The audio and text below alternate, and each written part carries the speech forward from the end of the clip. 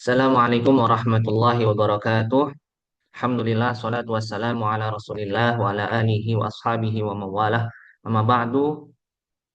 Selamat malam teman-teman sekalian. Terima kasih masih konsisten hadir pada pertemuan kita yang ketujuh malam hari ini.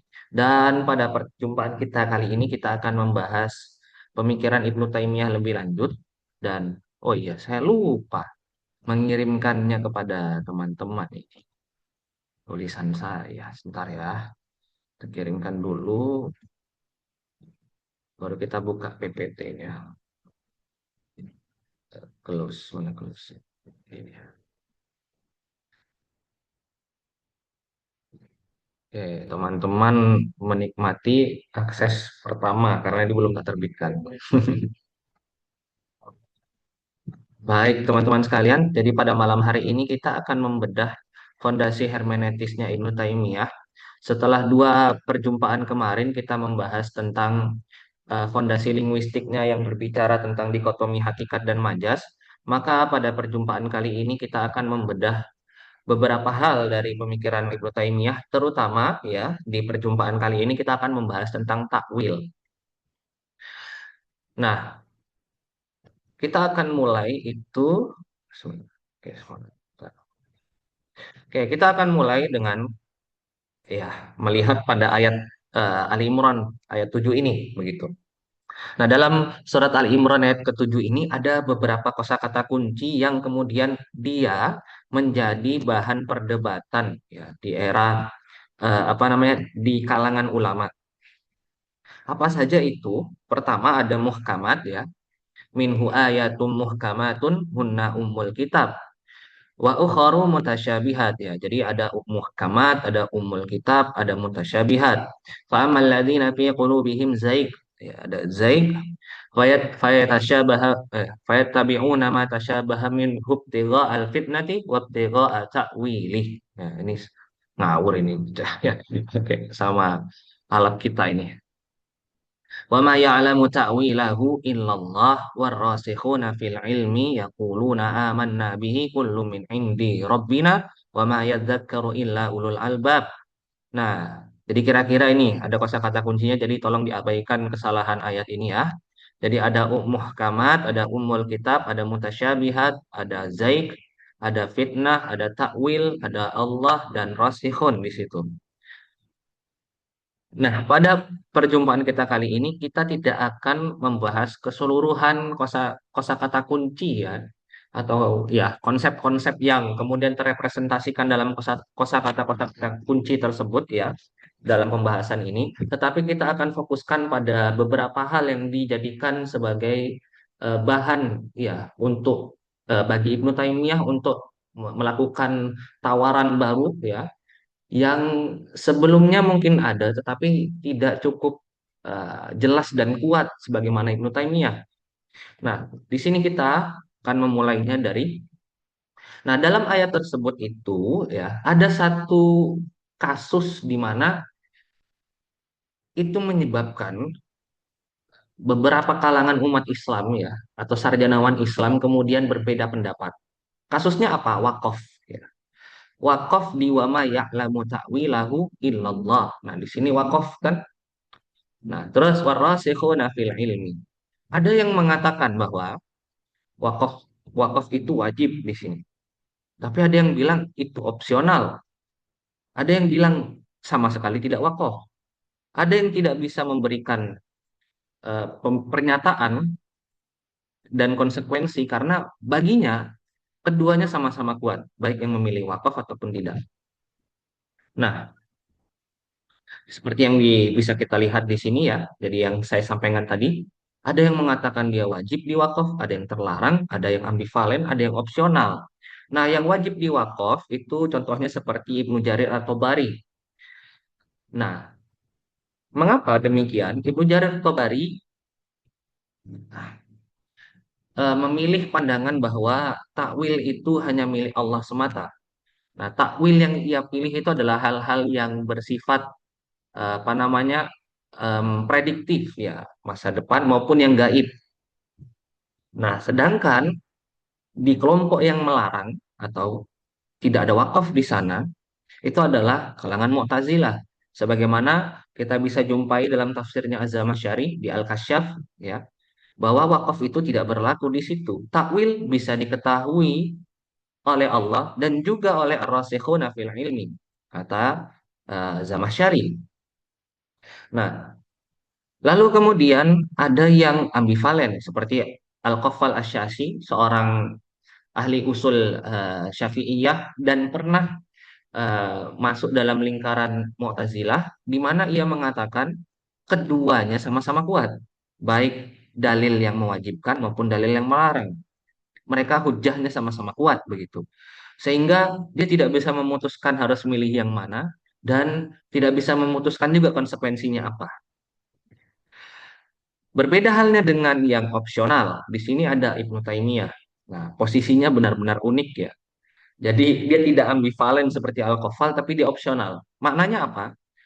Dia punya proposisi bahwa baik memilih wakaf sebagai wajib maupun memilih tidak wakaf, ya, itu sama-sama diperbolehkan atas dasar rasionalisasi tertentu yang akan kita jelaskan lebih lanjut nanti. Nah, boleh atau tidaknya itu berkaitan dengan apa itu takwil sebenarnya. Nah, di sini Ibnu Taimiyah kemudian melakukan upaya untuk mendefinisikan ulang makna takwil itu sendiri.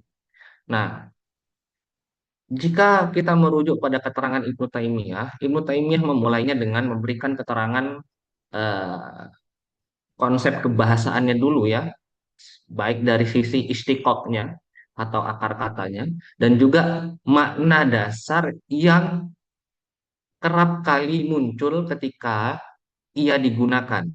Nah, itu harus kita tegaskan lagi karena Ibnu Taimiyah tidak menolak wat'u itu di awal, tetapi wat'u itu ba'dal isti'mal. Jadinya eh, makna yang kerap kali muncul terkait dengan takwil itu apa saja begitu. Nah, oke, lagi-lagi dia salah ini. Padahal saya tulis ala ya. Ala pakai hamzah. Nah, kata takwil itu berakar dari hamzah, waw, dan la, yang kemudian mencipta satu kata kerja pertamanya yaitu ala ya'ulu, yang artinya adalah ada ila kada atau roja'alahu, kembali pada sesuatu. Nah, lalu pada bentuknya sebagai istilah teknis takwil, ia pada dasarnya adalah nomina atau masdar yang transitif. Ya, masdar yang transitif. Artinya dia butuh objek. Sehingga maknanya adalah mengembalikan sesuatu pada sesuatu. Oke. Kenapa ini penting ya kita jelaskan bahwa nanti ini akan menemukan apa namanya relevansinya dengan teorinya Ibnu Taimiyah begitu. Uraian bahasa ini akan menemukan relevansinya dengan uraian-uraian ke depan. Nah, di sini misalnya kita lihat ya, dua terminologi takwil yang saling bertentangan. Jadi Ibnu Taimiyah menjelaskan sebelum masuk ke proposal atau ke tawaran eh, konsepsinya tentang takwil yang versinya seperti itu, maka ia memulainya dengan lagi-lagi memberikan kita pengetahuan awal dulu bahwa di eranya itu beredar beberapa pemahaman tentang takwil.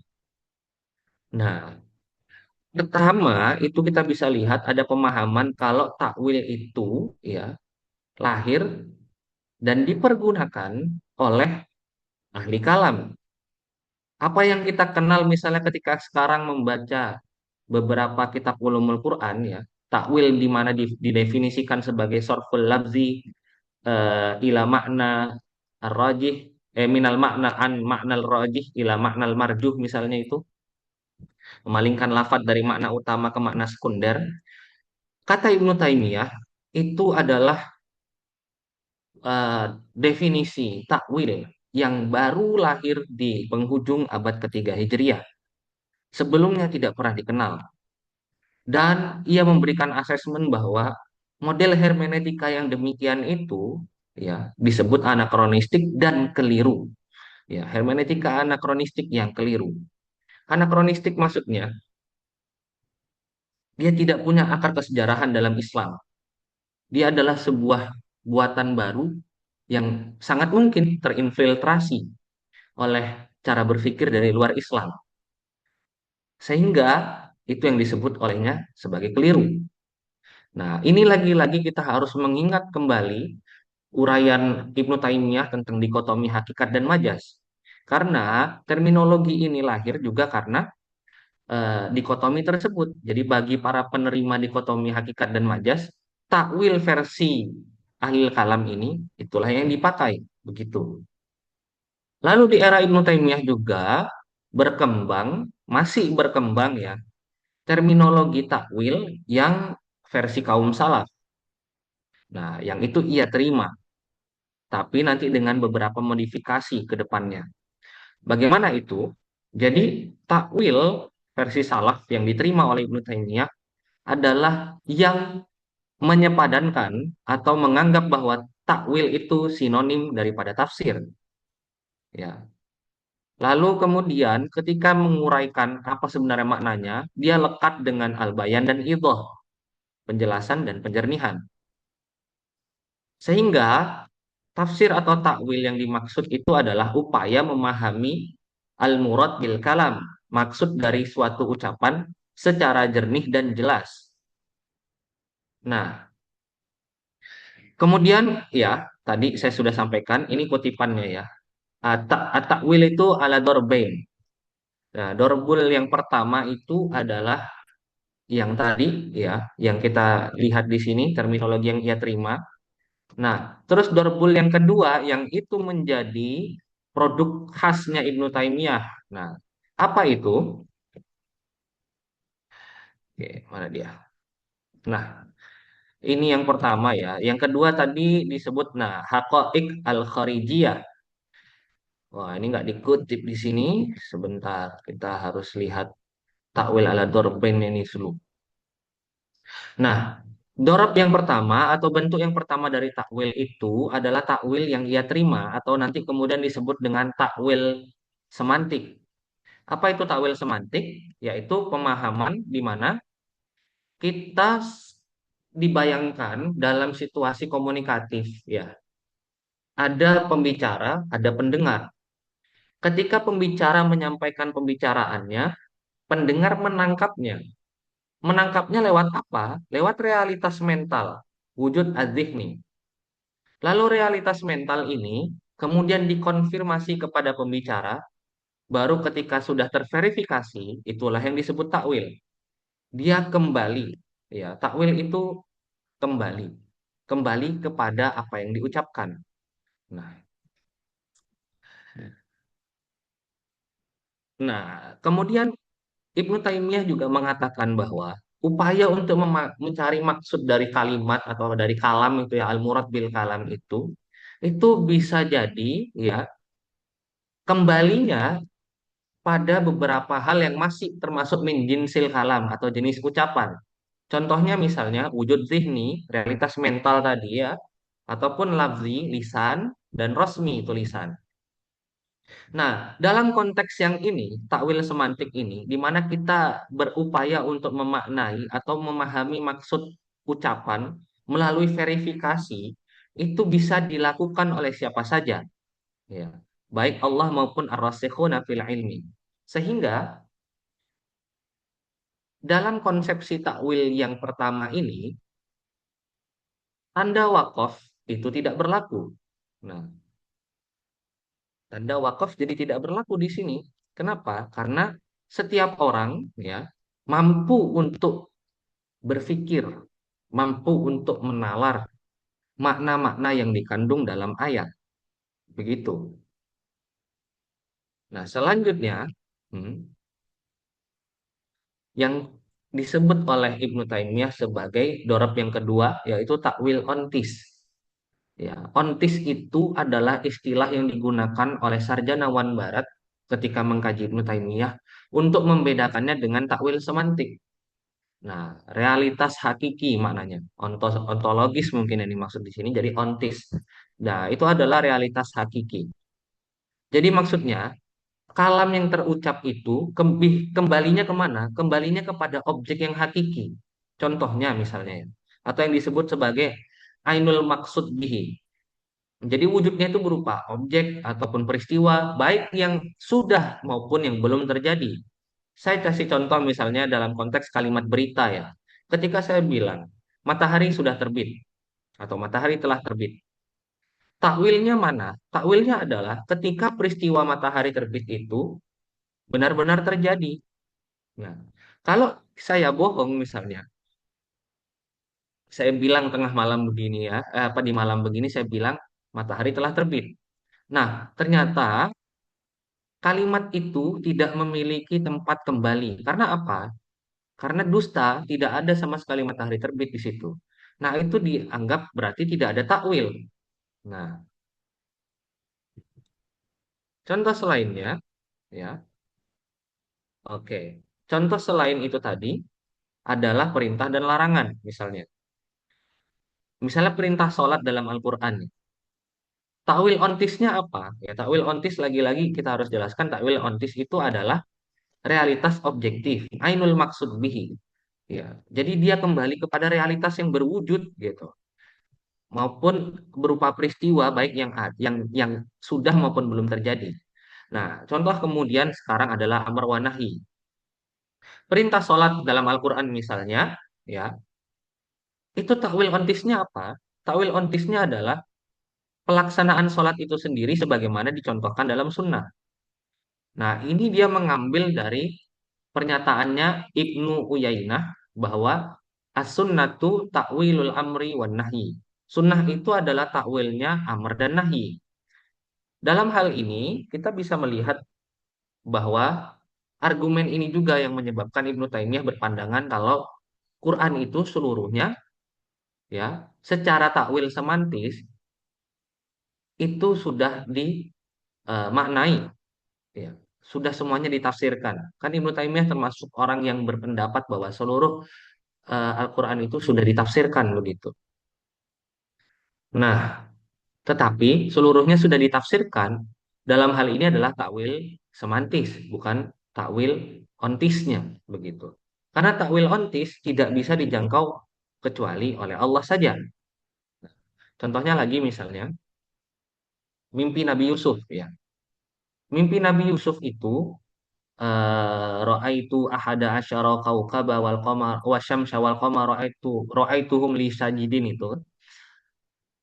Kata Ibnu Taimiyah, takwil ontis dari ayat itu apa? Takwil ontisnya adalah ketika keluarga Nabi Yusuf itu tunduk pada Nabi Yusuf. Itu adalah takwil ontis daripada mimpi Nabi Yusuf itu sendiri. Jadi mimpi juga sangat mungkin memiliki realitas objektif sebagai takwilnya. Realitas yang berada di luar apa namanya jinsil kalam itu. Nah, lalu kemudian ada perbuatan juga. Perbuatan juga punya takwil ontisnya. Misalnya perbuatan-perbuatan Nabi Khidir. Takwil ontisnya adalah akibat atau kesudahan dari perbuatan tersebut yang terungkap di akhir kisah. Jadi ketika Nabi Khidir bersama dengan Nabi Musa bersama Nabi Khidir, itu kan ada tiga kasus di sana ya. Nah, Nabi Musa minta terus kan sebenarnya apa ini pemaham? Kenapa kamu begini gitu? Nah, akhirnya kan kemudian setelah semuanya selesai, baru Khidir menyampaikan apa sebenarnya itu. Nah, itu disebut sebagai takwil ontis dari konteks perbuatan. Nah, seseorang bisa mengetahui tafsir atau takwil semantik suatu ucapan beserta maknanya, tetapi itu tidak berarti ia otomatis mengetahui takwil ontisnya. Ini pendapatnya Ibnu Taimiyah ya. Karena takwil ontis mensyaratkan pengetahuan tentang hakikat yang ada di luar pikiran, al-mahiyah al-maujudah fil kharij, serta membedakannya dari hakikat-hakikat lain yang serupa. Nah, itu tidak bisa dijangkau kecuali oleh Tuhan, begitu. Oke, kira-kira ya, itu dulu yang bisa saya sampaikan terkait takwil ini. Dan teman-teman sekalian, kalau ada beberapa hal yang mungkin mau diklarifikasi, saya saya perbolehkan tentunya supaya nanti saya bisa mengulang bagian yang tertentu yang mungkin perlu saya ulang begitu. Terima kasih.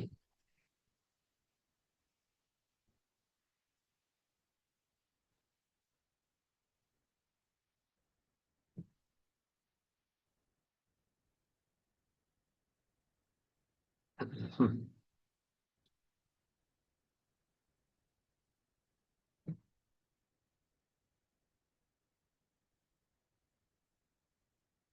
Oke, apakah ada?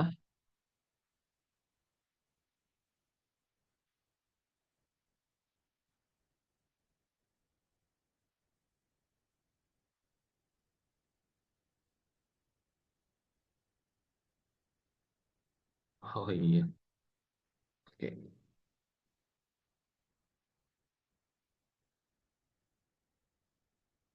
Oke, kita baca tulisan saya lah ya. Mungkin tulisan saya lebih complicated dari apa yang saya bilang tadi.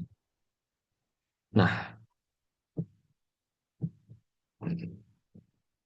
sebentar. Oke, kita bisa lihat di sini ya. Jadi, takwil itu diberikan diberi muatan makna berdasarkan konteks penggunaannya, sehingga Ibnu Taimiyah menyatakan bahwa takwil bersifat mustarok atau equivokal. Ya, kenapa mustarok? Karena dia satu kata punya dua makna secara sekaligus pada dirinya sendiri. Apa saja? Makna pertama adalah takwil dalam versi ilmu kalam ya, sorful lafzi anil an maknal makna rajih ila maknal marjuh lidalil yaqtarinu bih ya. Kemudian definisi yang kedua atau takwil yang kedua, istilah takwil itu dekat dengan tafsir. Wah, jadi pada dirinya sendiri takwil itu sangat bisa dalam penggunaannya dimaknai dalam konteks penggunaan para ahli kalam, dan di sisi yang lain dia juga kerap kali digunakan dan disandingkan sama dengan tafsir begitu. Nah, bagi jenis yang kedua ini ya, kita bisa baca di sini Ibnu Taimiyah mengurai bahwa takwil pada posisi terminologisnya ini berkaitan dengan upaya untuk memahami suatu ucapan atau al-murad bil kalam secara jernih dan jelas. Maka dalam konteks komunikasi dua arah yang terdiri dari pembicara dengan interlokutornya, setiap ucapan yang disampaikan akan selalu terrepresentasikan dalam bentuk gambaran mental atau surah ilmiah di benak lawan bicaranya. Dan apabila terkonfirmasi bahwa gambaran mental itu terbukti yang dimaksud oleh si pembicara, maka interlokutornya telah melakukan takwil dengan benar. Nah, karena sudah berhasil mengembalikan ya sesuai dengan makna bahasa daripada takwil itu sendiri.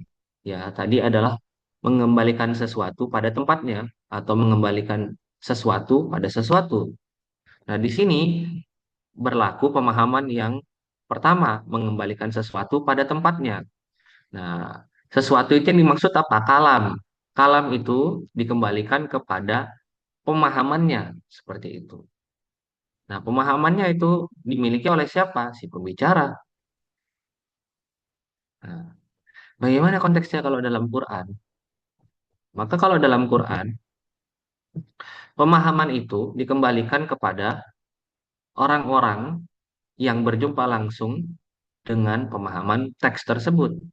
Maka tidak heran jika Ibnu Taimiyah selalu berupaya untuk mengembalikan makna ayat Quran ya secara romantisis kepada masa kurun yang paling dekat dengan proses terjadinya wahyu begitu. Karena mereka yang paling memiliki makna objektif, kira-kira begitu. Nah, jadi proses untuk klarifikasinya harus melalui mereka. Nah, lalu kemudian mana tadi? Ya. Nah, ini yang tadi saya bilang ya, dorbein takwil fi maknal kalam wa huwa ma yuradu bihi at-tafsir wal bayan wa hadha huwa alladhi ya'lamuhu ar-rasikhuna fil ilmi. Nah, dengan demikian tadi model takwil yang pertama itu bisa diketahui oleh ar-rasikhuna fil ilmi ya, karena memungkinkan untuk melakukan pencarian atas makna objektif tersebut. Nah, itu yang kemudian disebut sebagai takwil semantik. Konsekuensinya tidak perlu ada wakaf dalam redaksi wa ma ya'lamu ta'wilahu illallah warasikhuna fil ilmi. Nah, tidak perlu ada wakaf di sana, langsung aja. Wa ma ya'lamu ta'wilahu illallah warasikhuna fil ilmi. Nah, begitu. Tetapi kalau model yang kedua, wa ta'wilun fi haqa'iqil umuril kharijiyah allati ya'ulu ilaiha al-kalamu wa ilaiha wa hadza la ya'lamu illallahu illa ma a'lamahu minhu. Nah, model takwil yang kedua adalah takwil yang disebut sebagai takwil ontis atau dalam bahasanya Ibnu Taimiyah sebenarnya takwil fi haqa'iqil umur al-kharijiyah. Ya. Hmm. Takwil yang melampaui realitas mental.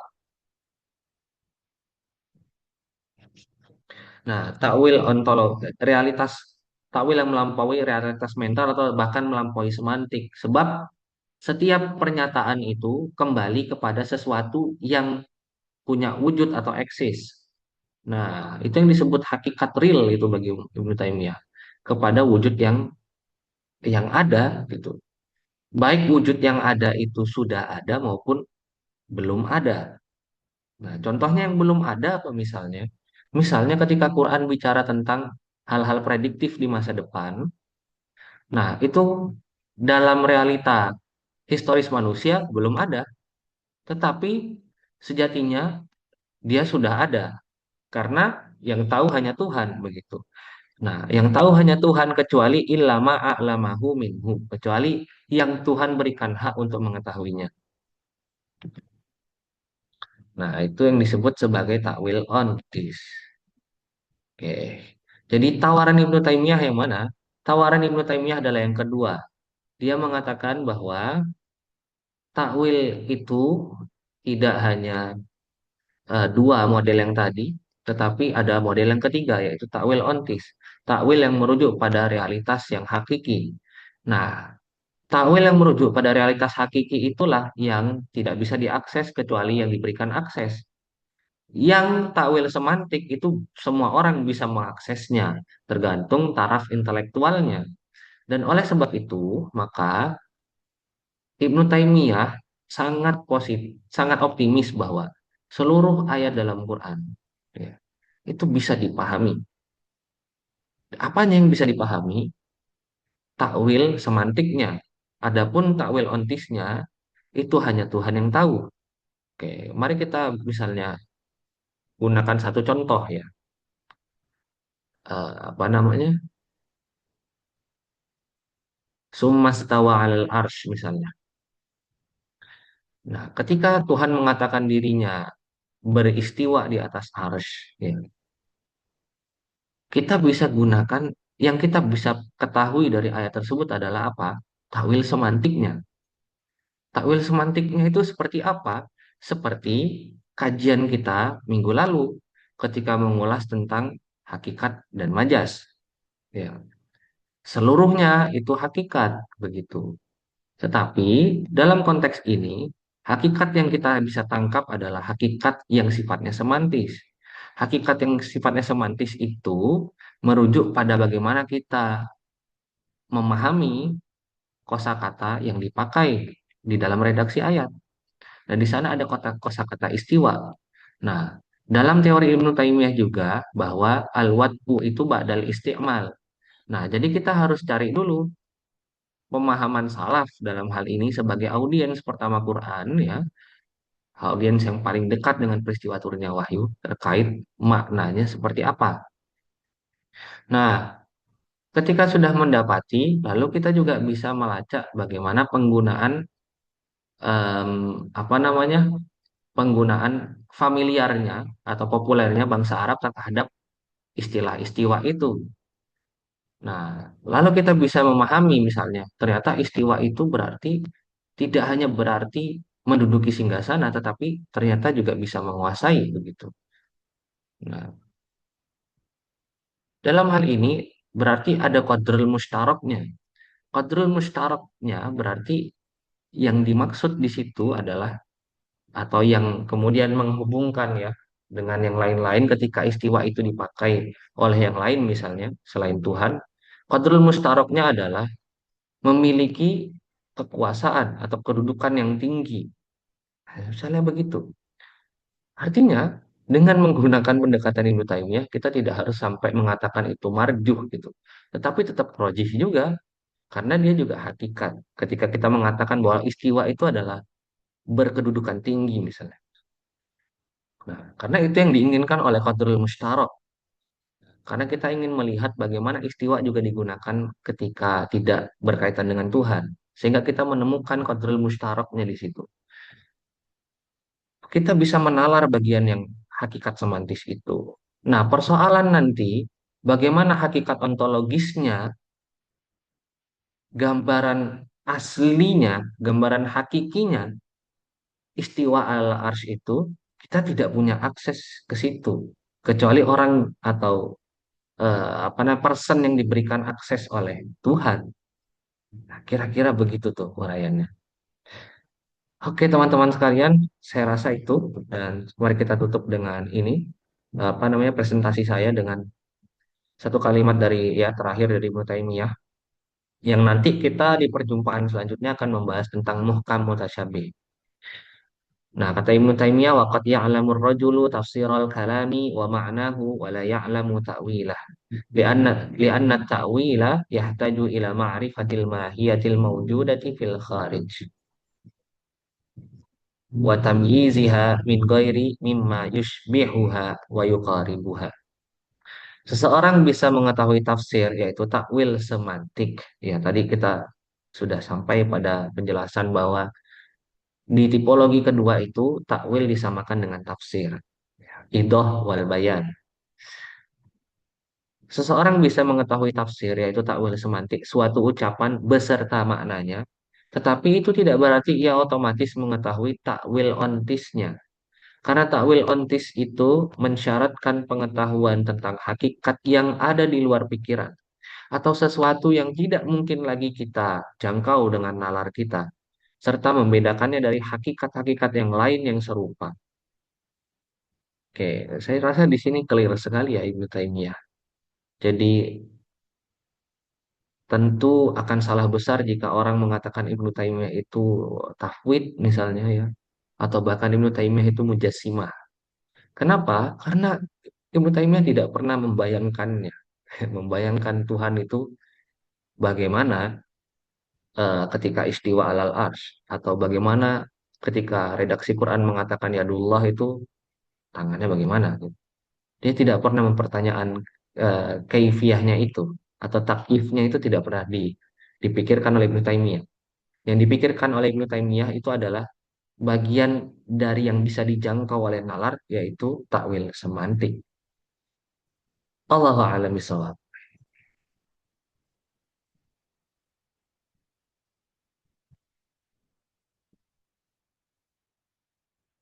Nah, itu tadi sudah saya contohkan ya pertanyaannya Mas Gemilang. Saya jadi pengen nulis ininya deh, metodenya ya, metode aplikatifnya begitu. Jadi tahu yang disebut qadrul mustarok itu ya, kalau kita balik lagi ke penjelasan sebelumnya itu, bukan ya fikruh, sorry, saya jawab dulu pertanyaan. Takwil takwil ontis itu takwil yang derajatnya tinggi, konsep musyakik. Enggak. Konsep musyakik itu hanya pada takwil semantik. Jadi takwil ontis itu sudah di luar nalar kita, jadi kita tidak bisa mengaksesnya. Yang ada apa berkaitan dengan musyakik atau strata itu tadi, yang kemudian disebut dengan qatrul mustarok itu hanya ada pada takwil semantik seperti itu. Nah, modelnya itu takwil semantik itu seperti ini. Kayak kemarin kita kan kasih contoh ya di yat itu. Nah, kata yat itu kan atributnya ke Tuhan tuh di Quran. Nah, mari kita cari tahu dulu kata yat itu dalam konteks penggunaan bahasa Arab ya di era Quran turun itu ketika diatributkan kepada manusia atau bahkan bisa jadi diatributkan kepada benda mati ya. Karena kan tidak tertutup kemungkinan begitu. Sebagaimana kita temukan juga dalam Quran itu kata yurid, ya itu diatributkan kepada benda mati begitu. Nah, setelah kita mendapatkan itu ya, mendapatkan apa namanya contoh-contoh penggunaan bahasa itu, baru kita kemudian bisa memberikan, oh ternyata qadrul mustarok ini punya beberapa, sorry, ketika kata yat itu dipakai di kalangan Arab atau bahkan ketika Quran itu turun ya, di era Quran turun. Nah, kata yat itu memang memiliki qadrul mustarok atau banyak banyak gradasi makna begitu. Mulai dari gradasi yang sangat apa namanya fisikal ya tangan ini, sampai gradasi yang tadi, gradasi yang oh ternyata bukan fisikal yang dituju, tetapi hakikat yang lain, hakikat tentang kekuasaan misalnya. Karena semuanya itu hakikat begitu. Cuma yang beda gradasinya saja. Gitu. Gradasi itu yang kemudian disebut tempat kembalinya kalam. Ya. Tempat kembalinya kalam ini kemana ya kira-kira? Ketika Tuhan bilang yadullah itu tempat kembalinya kemana ya? Nah, tempat kembalinya yadullah itu kita carikan di qadrul mustarak karena itu yang kita bisa lakukan dengan takwil semantik. Tetapi hakikat realnya secara ontologis yang bisa terwujud itu nggak bisa kita akses ya. Dan kita tidak perlu persoalkan itu karena itu amrun eh, amrun kharij begitu. Itu sesuatu yang di luar kemampuan nalar kita. Kayak gitu.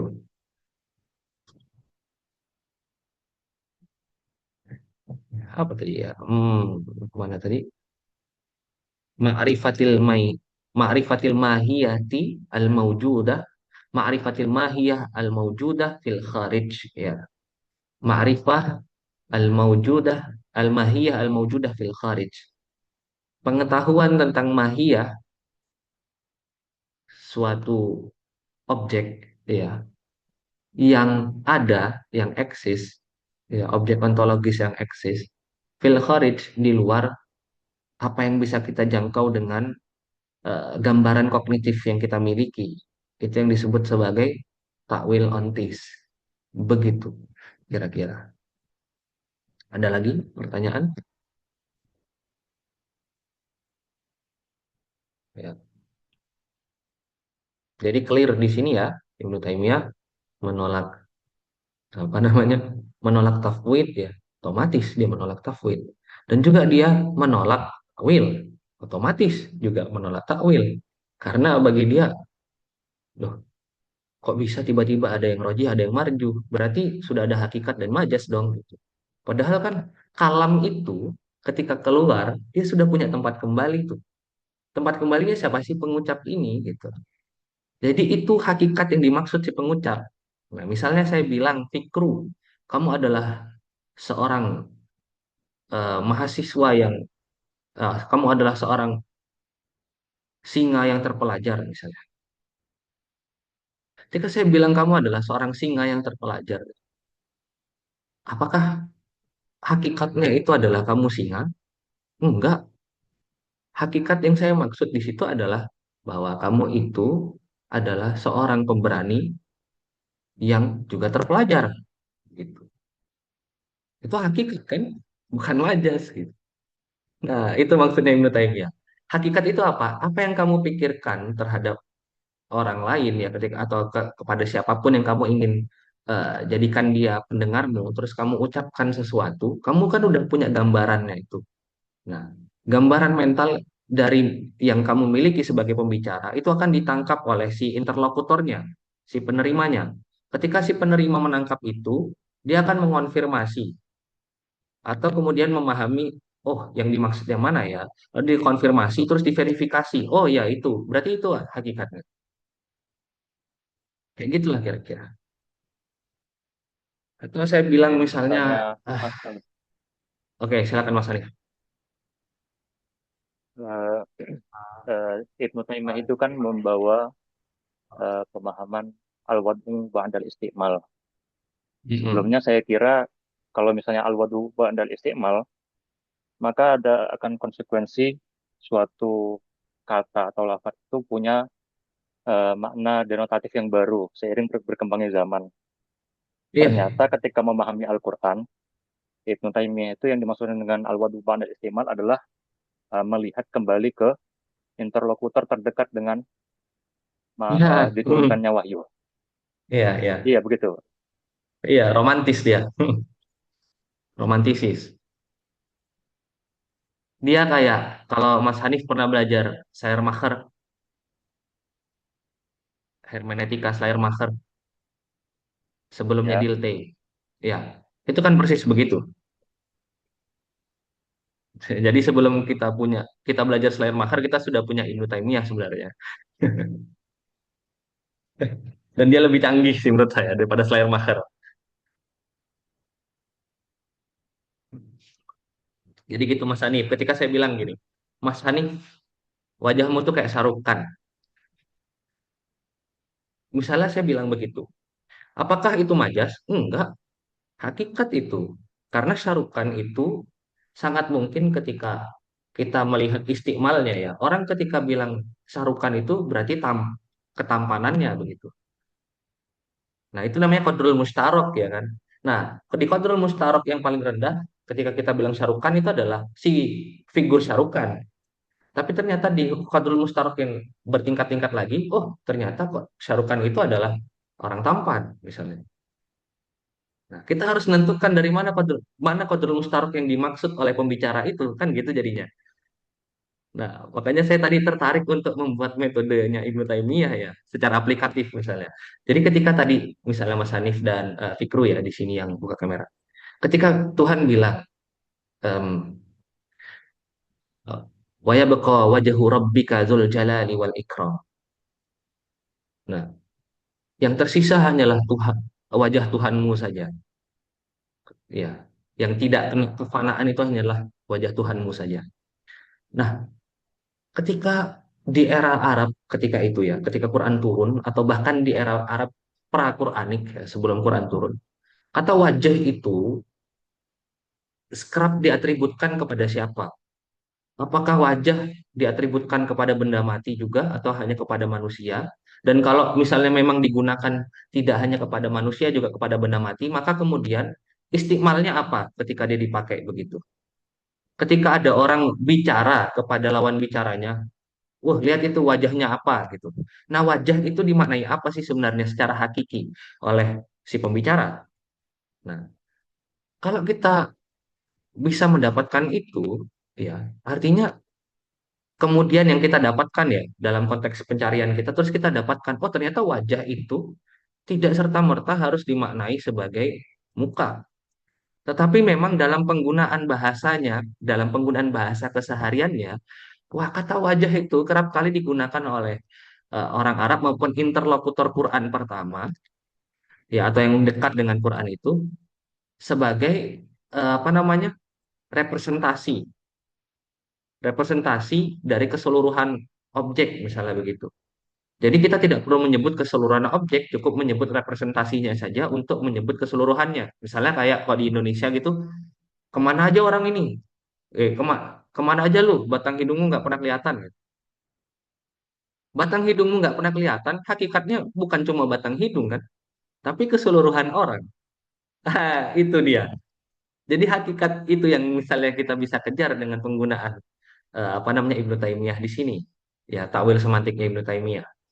Nah, persoalan bagaimana wajah Tuhan, Ibnu Taimiyah bilang ya, kalau kasarannya ya setelah kita membaca tadi itu, ngapain kamu pikirin gitu.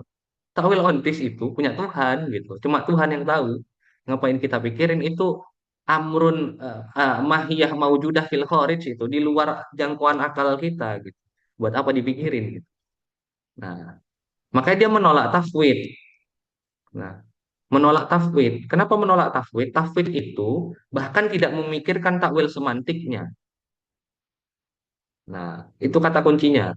Tafwid itu tidak memikirkan makna semantiknya. Sedangkan Ibnu Taimiyah bilang, makna semantik itu bisa dikejar. Siapapun bisa memahaminya berdasarkan kemampuan akalnya gitu. Biqadri taqatil basyariyah begitu. Kira-kira begitu, teman-teman. Oke, Mas Hanif gimana? Ada lagi?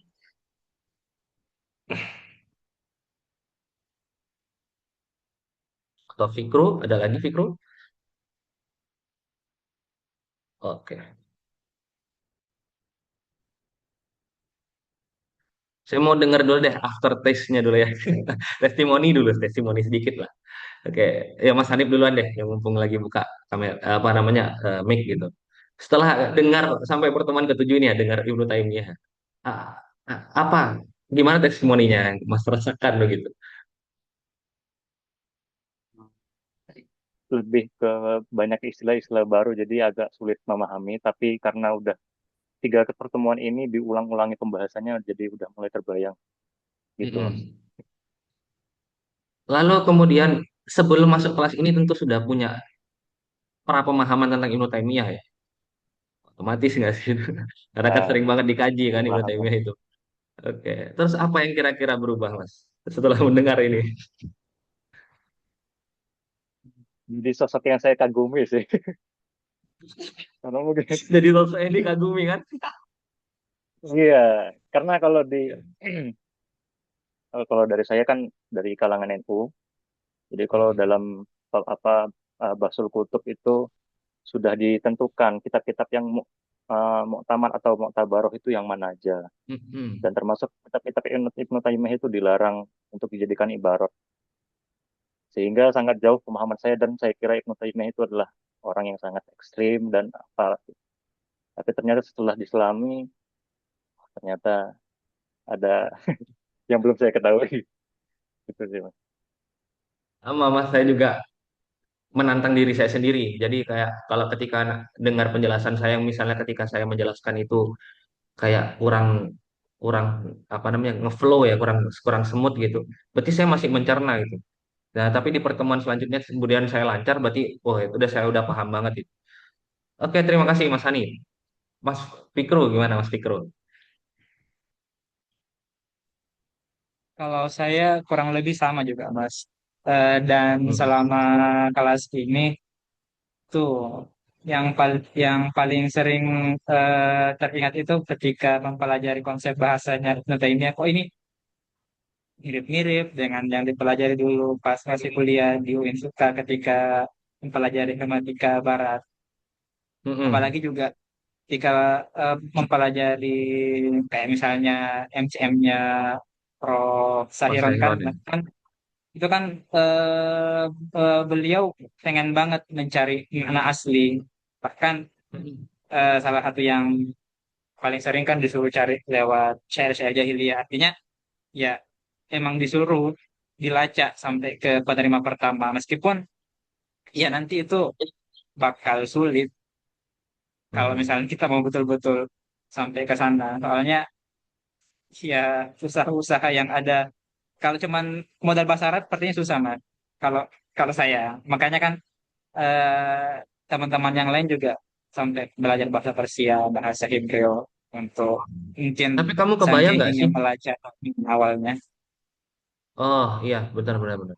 Tapi kamu kebayang nggak sih modelnya Ibnu Taimiyah itu jauh lebih canggih gitu dari MCM. Kalau MCM misalnya ya, Iya, iya Mas. ketika dia mencari makna dasar tentang atau iya makna dasar apa misalnya yang lagi dikaji. Contoh deh kayak kital ya, misalnya perang gitu. Contohnya kital. Sorry, bukan.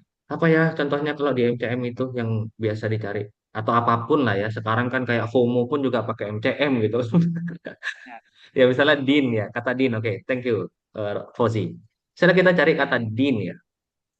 Ketika kita mencarinya din itu, oke, tanpa kita menghubungkannya dengan tidak menjadikannya sebagai suatu atribut ya, itu kan repot ya. Kalau dia nyari cuma satu kosakata ini saja gitu, yang dia tidak berdiri dengan siapapun gitu, itu repot.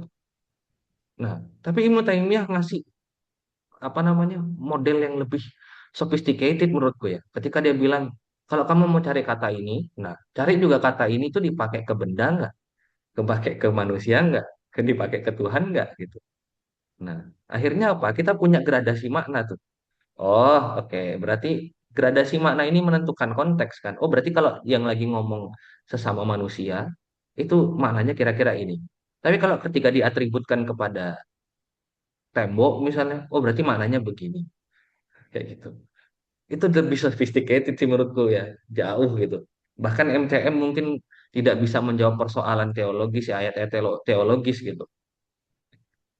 Nah, karena gini teman-teman misalnya, kenapa ayat mutasyabihat disebut mutasyabihat? Itu juga pengaruh dari kalam, dari kata tasyabaha kan, menyerupai. Nah, maksudnya ayat-ayat yang secara literal ya atau literal itu memuat apa namanya redaksi yang mempersonifikasi Tuhan, ya, menjadikan Tuhan dalam bentuk person.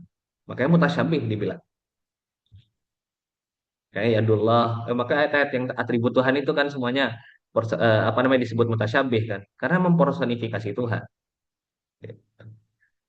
Makanya ketika dia mempersonifikasi Tuhan, orang kemudian ingin memahaminya dalam konteks bahwa, oh, yang makna hakiki itu ini, makna majazinya ini. Nah, karena ini untuk Tuhan kita pakai makna yang majazi. Nah, Ibnu Taimiyah bilang begini, oh kalau kamu lihat atribut Tuhan, terus dianggap sebagai makna majazi, kamu cenderung bisa masuk jadi taktil dong. Kamu menolak Tuhan punya atribut tersebut gitu. Menolak eksistensi Tuhan itu nanti jadinya. Nah, begitu. Keren banget sih logika Ibnu Taimiyah. Nah, makanya tapi kalau kamu kemudian tafwid doang, artinya kamu melihat Quran itu cuma susunan kalimat yang tidak bermakna dong. Terus apa fungsinya dia sebagai pesan? Gila kritiknya kan? Ya, sumpah.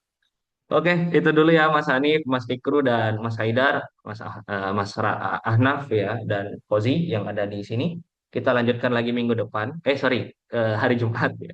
Saya akan selesaikan tulisan yang tentang muhkam mutasyabih biar kita bisa lihat bagaimana eh, lebih clear lagi ya soal takwil ini nanti, karena itu nanti yang akan masuk lebih dalam di situ ya pembahasannya. Allahu a'lam bishawab. Allah manfa'na bima 'allamtana wa 'allimna ma yanfa'una. Wassalamualaikum warahmatullahi wabarakatuh.